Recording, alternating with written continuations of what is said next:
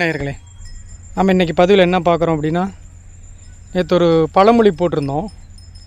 அந்த பழமொழி தடி எடுத்தவன் எல்லாம் தண்டல்காரன் ஆக முடியாது அப்படின்னு சொல்கிறது. அந்த பழமொழி நேற்று நம்ம போட்டிருந்தோம். இதுக்கு நம்ம முழுசாக கொஞ்சம் ஒரு வரலாற்று செய்தியோடு உங்களுக்கு நான் விளக்கம் சொல்லணும்னு ஆசைப்பட்றேன். என்ன அப்படின்னா, மன்னர் காலத்தில் அரசு ஊழியர்கள் அப்படின்னு சொல்லிட்டு ஒரு சில பேரை அங்கீகரித்து வச்சுருவாங்க. அதுக்கப்புறம் என்ன அப்படின்னா, அரசு அங்கீகாரம் இல்லாமல் ஆனால் அரசினுடைய அனுமதியோடு ஒரு சில பேரை வேலையாட்களை அரசு நியமித்து வச்சுருப்பாங்க.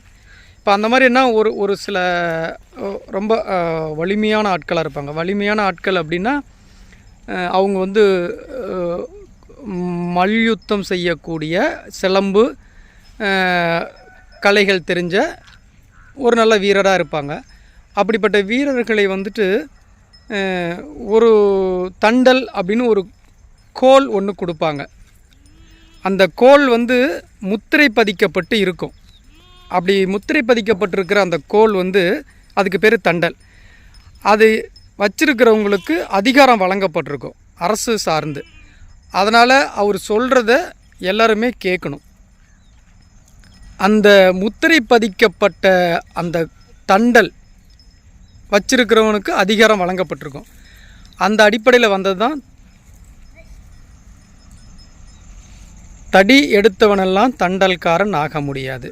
இந்த தடி எடுத்தவனெல்லாம் தண்டல்காரன் ஆக முடியாதுன்னு சொல்கிறதுக்கு இன்னொரு காரணம் என்னென்னா, இப்போ அதே மாதிரி மற்றவனும் ஒரு சொந்தமாக ஏதாவது ஒரு தண்டல் செஞ்சு கையில் வச்சுக்கிறான், அல்லது அதே மாதிரி ஒரு தடி எடுத்து வச்சுக்கிறான் அப்படின்னா அவனுக்கு அந்த அதிகாரம் கிடையாது. அவன் அந்த தண்டல்காரனாக ஆக முடியாது.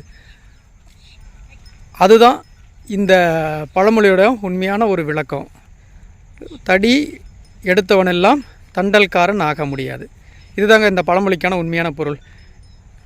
இதே போல் அடுத்த ஒரு பதிவுலையும் நாம் சந்திக்கலாம். இந்த பதிவு உங்களுக்கு பிடிச்சிருந்தா, நம்ம வீடியோ முதல் முறையாக பார்க்குறீங்க அப்படின்னா சேனலை சப்ஸ்கிரைப் பண்ணிக்கோங்க. இதே மாதிரி பல பழமொழிகளை நாம் போடுறோம். நீங்கள் பாருங்கள். உங்களுக்கு பிடிச்சிருந்தா உங்கள் நண்பர்கள் எல்லாத்துக்கும் ஷேர் பண்ணுங்கள். நன்றி, வணக்கம்.